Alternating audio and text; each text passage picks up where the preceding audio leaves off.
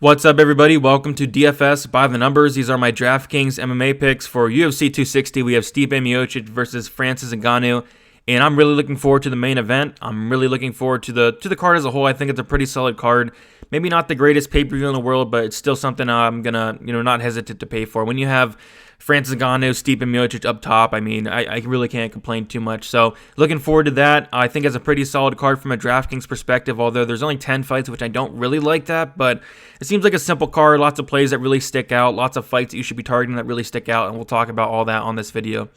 I'm going to be doing my DraftKings contest that I do on every pay-per-view. To enter that contest, first, leave a like on the video. Second, subscribe if you have not yet. And then third, comment down your DraftKings username, and then I'll get you in there.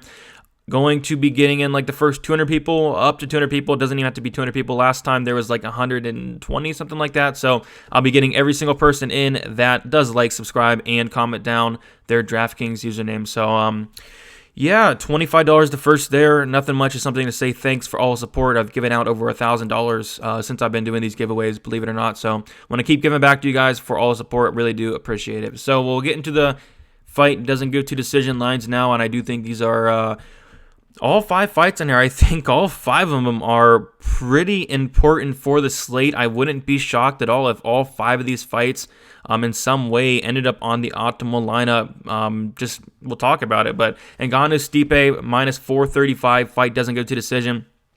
It's safe to say this fight probably finishes, whether it is Ngannou getting an early knockout, whether it is Stipe. I can see him winning by decision, but even then he's going to score a ton if he does that, or if he wins in like rounds 4 or rounds 5. But ultimately, I'm going 100% own on this fight. I'm splitting it.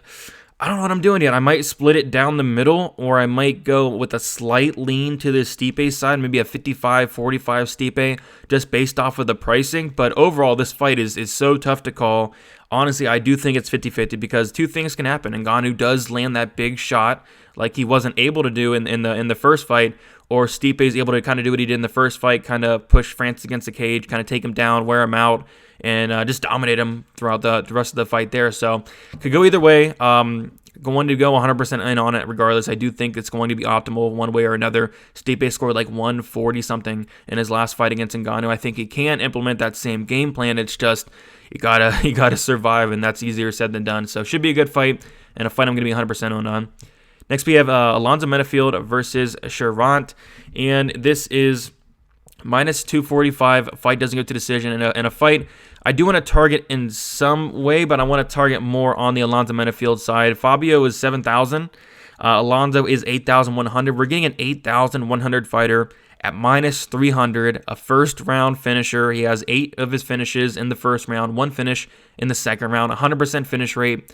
He's going to be chalky. He's going to be high owned. He's going to be probably 60% owned, but I'm probably going to go over the field on that, honestly. I think this is a fight that Alonzo Menifield really should win. I'm going to be playing a ton of Alonzo Menifield. As far as Shervant goes, probably not going to get there. I just don't like the guy's game too much. We'll kind of get into it a little bit more, but low volume, backs up to the cage, hittable. But I do like Alonzo Menifield. He's going to be in the majority of my lineups as well. Sean O'Malley versus Thomas Almeida, minus 195. Fight doesn't go to decision. Another fight that I feel like has a really good chance to be on the optimal lineup just based on the styles of both guys. Almeida has been knocked down 6 times in the UFC. I do think O'Malley has a very, very good chance to get a knockout here. So I like the O'Malley side a lot more. But it will have some Almeida. I don't think he's the worst underdog play in the world. As we've seen, O'Malley isn't the most durable guy in the world. So both sides here for me, but a really, really strong lean on O'Malley. I do think he's going to be one of the more popular guys up in that top range by far. So kind of scary there, but I do think he's a really good play. Kama Worthy versus Jamie Mullarkey. We have Kama Worthy 8,600, Jamie Mullarkey 7,600. This is going to be a war. Worthy's never lost by decision, and Mullarkey's lost twice by knockout, twice by decision. So I think it's safe to say somebody probably gets finished in this fight. And Mullarkey, if he does win, it's going to be based off of wrestling, control time. It's going to score well. If Worthy wins, it's probably by a knockout, maybe a submission, like he was able to submit Luis Pena with that guillotine.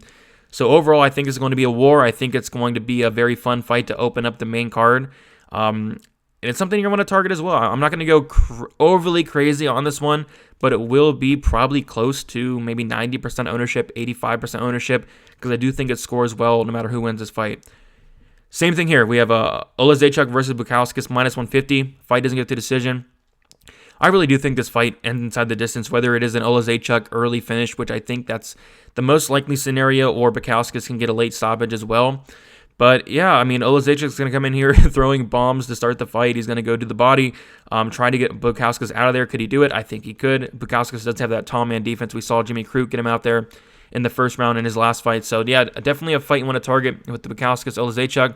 Strong lean to Oleszejczuk for me, but Bukauskas isn't the worst underdog in the world at 7,700. So yeah, these 5 fights right here, I think all 5 of them, honestly, have a really decent shot of ending up on the optimal lineup out of the winners on them. So something to think about there. But we'll get into the core plays now. So core plays, we have Sean O'Malley, 9,200. Talked about a little bit. Thomas Almeida has been knocked down 6 times in the UFC. He's been knocked out, I believe, 2 times. I like O'Malley here. He has power. I do think that Almeida's hittable, and he does rely on his chin, and a chin he really doesn't have. So I think O'Malley's going to come in here and get probably an early knockout. But the concern I have, of course, is if Almeida does go to those leg kicks and goes to him early. And Almeida did land 14 out of 15 leg kicks in his last fight. But I just see O'Malley knocking him out. Probably going to go there in cash. Probably have to. O'Malley's going to be like probably 60%, 65% owned in cash. I do think that's probably the right play. I do think he gets a finish. But, yeah, going to have a decent amount. But as far as the Almeida side, I don't hate him as a pump play. But O'Malley, this is really a fight that he should win. Almeida, 1-4 in his last 5 fights. I think they're, this should be a fight. O'Malley does get it done inside the distance as well. O'Malley does have a 75% finish rate, and Almeida has been knocked out twice. So give me O'Malley. I like him as a core play. Going to have him in cash. Probably have him in single entry. And then going to have a pretty decent amount of them in my tournament lineups as well. Mikel Oleszejczuk, we have 8,500. I like Oleszejczuk. I like him a lot. I just don't like Bukauskas. Bukauskas is kind of a fade to me. I mean, the guy's very hittable. He has that tall man's defense, and he has been knocked out twice himself. And Oleszejczuk is going to bring it after him. He's going to come after him. And Oleszejczuk does have a 78% finish rate, 71% by knockout. I think the knockout's very live. I think the first round knockout is very live. The problem with Oleszejczuk for me is going to be the gas tank. The guy slows down after the first round.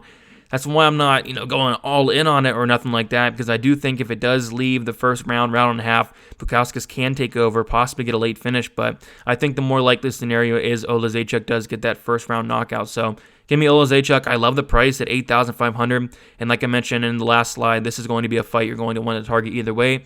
But I do have a pretty strong lean to Mikel Oleszejczuk.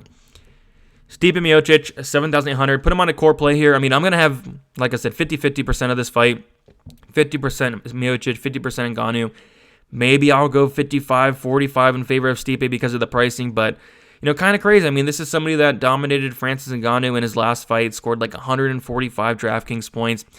He's definitely has a high ceiling if he's able to, get out of that first round, and that's a big if because it's Francis Ngannou. It only takes one shot, but 7,800, you're getting a nice price savings. I do think this should be priced, one of those 8,100 where both those guys are 8,100 because this fight can really go either way. So I do think you're getting some line value here on Stipe. I'm going to have a ton of them, but I'll also have a ton of Ngannou, don't get me wrong. But I think he's a decent play here. 7,800. Either guy that wins is going to be on the optimal lineup. I'd be completely shocked if either guy was not on the optimal lineup if they did pull off that win. So give me Stipe. As far as cash goes, I don't know, man. I mean, maybe I'll go there in cash because if he loses, he can very well score like 1, 2, 3, 4, 5 DraftKings points. But if he wins, he can score like 140. So don't know what I'm doing there with that yet. But I do know that I won a decent amount in tournaments of Stipe Miocic. And then Alonzo Menifield, 8,100. I like him a lot here in this fight, 8,100. He's going to be chalky. He's going to be high owned. But going against Fabio Cherant, who just does not impress me whatsoever. The guy backs up to the cage. The guy's running away the whole fight. He has no striking defense. He has no volume at all. I think Menifield wins. I think Menifield probably gets a knockout here. We've seen Cherant knocked out in his only loss against Alexa K-Mur. So you give me Menifield. Going to have a ton of them. Going to play him in cash, play him in single, all that good stuff, and then have him in a decent amount of lineups. Going to be overweight on the field, and I'm guessing the field's going to be like 60%, 65% owned on Menifield, just based on the fact that he's a minus 300 favorite and he's 8,100. So we'll get into the GPP plays here, or tournament plays. Comma Worthy, very good tournament play here. He is actually 8,600, and I like him a lot in this fight, but Jamie Mullarkey definitely has a path to victory here, and that path to victory is going to be getting takedowns. Worthy, he's a finisher, 75% finish rate, 56% by knockout, 19% by submission. We saw him get that submission on Luis Pena, and Mullarkey could put himself into bad spots. I guess why I really like Worthy here is the fact that Mullarkey, he can get those takedowns. Mullarkey's just so low volume, lands 1.87 significant strikes per minute compared to Worthy's 4.12, and Mullarkey's so hittable. He has a 42% striking defense, so I think he's there to be hit. He eats punches with his face, and do you really want to do that against a guy like Worthy? I don't think so. And as far as the wrestling grappling goes, Mullarkey probably does get him down, but Mullarkey was getting reversed by guys like Brad Riddell. That Zion guy was able to reverse him twice, and both those guys are strikers. So I do think Worthy's a very strong guy. I do think he can get reversals. He got a nice reversal on Pena if Mullarkey does choose to take him down, which I do think he will. And on the feet, it's going to be, for me, Worthy pretty much all day, honestly. The power and how hittable Mullarkey is, I think that's just a recipe for Mullarkey probably getting knocked out. But with that said, Mullarkey does have a path to victory, and that is the takedowns, control time. I'm just more so on the Worthy side personally. All right, next we have Francis Ngannou. Talked about it a little bit, but if he wins, it's going to be in the first round. It's going to be in the first round and a half, 2 rounds. He's going to score well. He's 8,400. He's going to crush that value at 8,400 if he does win, and he very well could. So I'm going to go, like I said, 50% Ngannou, maybe 45% Ngannou. 8,400. If he wins, it's going to be a first-round knockout, second-round knockout. It's going to be on the optimal lineup. So you got to play it. You got to play it both ways. As far as cash goes, Ngannou can either score 110 points or Ngannou can score 10 points. It all depends on if he does get that first or second-round knockout. And it's possible. So I'm going to split my exposure. Like I said, Stipe 50-50 or Stipe 55-45, something like that. But I do know I want 100% own on this fight, and I want a ton of it. Next, we have Vicente Luque, 9,100. So he's going to bring an interesting aspect to this fight. He's going to bring a war to the fight, and I'm curious to see how Woodley reacts to this war. Luque almost triples the volume of Tyron Woodley, landing nearly 6 significant strikes per minute compared to Woodley's 2.33. And Luque's going to go out there. He's going to look for a finish. He doesn't want to win a decision. The dude's only won one decision in his career, and in that fight, he almost finished Mike Perry. So he wants to finish Luque. He wants to make a statement here. Woodley getting up there in age, almost 39 years old, turning 39 in less than 2 weeks here. Woodley just hasn't shown anything in his last 3 fights. I know they're against good competition, Usman Burns and Colby Covington. He just hasn't shown anything. So I think Luque's going to come in here. He's going to invite a war to Tyron Woodley. Is Woodley going to fight back, or is he just going to go back up against the cage, shell up? I don't know. We'll have to see, but I do think there's actually a decent chance that Luque can finish Tyron Woodley. I mean, Luque's going to put it on him looking for that finish. So I do think there's a chance for that there. And Woodley is durable. He's only been finished twice. I know there's that rib injury from the Colby fight, but he's coming back kind of early from that, right? Like 5 or 6 months after that rib injury. So I like Luque. I think he does win outside of Woodley maybe knocking him out, but at that point, Luque has never been knocked out in 26, 27 fights. So I like Luque to win. I like Luque to score well based off of the volume. I like Luque to possibly get that finish as well. Don't be surprised if Luque does finish Woodley. I know Woodley's a durable guy, but Luque is an absolute killer. And then we have Abubakar Nurmagomedov, 9,000. He's somebody that I think is going to go underlooked. I think that O'Malley's going to get all the ownership up top. Of course, you're going to get Ngannou getting a ton of ownership, Mikhail Olazechuk getting a lot of ownership. You're going to get Miranda Maverick getting a lot of ownership. I don't think that we'll see Nurmagomedov get that much ownership. And I do think he can score well, especially with this new DraftKings scoring system. It's going to favor guys that are getting takedowns, getting control time. And that's exactly what he's going to do in this fight. Get takedowns, get control time. We've seen Jared Gooden get taken down a ton of times on the regional scene. We've seen him get controlled a lot on the regional scene. I think he can implement that game plan and score pretty decent at a pretty decent low ownership as well. So I'm actually liking Nurmagomedov as kind of a tournament play. I wouldn't really go there in cash, but I think he has a decent opportunity to score pretty well. Getting into the live dogs here, we have Jillian Robertson, 7,400. The thing with Robertson is I think it's a very close fight. I think it should be lined closer to the 8,200, 8,000 mark here. And Robertson at 7,400, I think there's a lot of value there, to be honest. And if she wins, it's going to be based off of her getting takedowns, getting control time, maybe finding a submission. And if you go back and watch some of Maverick's fights, she does get taken down easily, and she gets reversed. She got mounted, and there's just some really big red flags in some of these Maverick fights. And there was one with Pearl Gonzalez that just happened in 2020. So she's young, she's 23 years old. I'm assuming she's making improvements. But if Robertson is able to get this down to the mat, if she is able to get on top, Maverick's going to be in a lot of trouble. And I do think Robertson's actually going to go semi-low owned. I do think she'll have some ownership because it's obvious that there's a ton of value on this line, but everybody's on Maverick this week. So I think Robertson, if she does come in here and get that takedown, she is very, very likely to win and very, very likely to score well. So I will have some Robertson. I don't hate the price at $7,400 whatsoever. I think it's way too cheap for Robertson here. Jamie Malarkey, $7,600. Yeah, he's a same thing here. Same thing. If he wins, it's going to be based off him getting takedowns, based off of him getting control time, probably getting a finish as well. Worthy's never lost by decision, so I like Malarkey. I think he's going to be very popular because he has a ton of upside here against Worthy, who, I don't know, Worthy is a guy that's really hard to figure out. He came into his UFC debut as a plus 850, plus 900 underdog against Devontae Smith, upsetting Devontae Smith there. But I don't know. I like Malarkey as an underdog play here, 7,600, because he does have that path of takedowns, maybe not as much volume, but control time, and then probably a finish as well. But I'm more so on the common Worthy side. But I definitely get the case for making a live dog case for Malarkey. Modestas Bukauskas, 7,700. Yeah, if he wins, it'll probably be late in the fight after Mikel gasses out. If he does make it there, I'm personally leaning towards he does not make it there and he does get knocked out. But if he can survive the early storm of Bukauskas or of Mikel, I do think Bukauskas is able to probably get a late finish. We've seen plenty of times on the regional scene where Bukauskas was able to, get beat up pretty much all fight, to be honest, and then end up going out there and getting a third round finish. So I think that's definitely likely. I don't think he's the worst play in the world as a live dog, 7,700. And then Shane Young going against Omar Morales.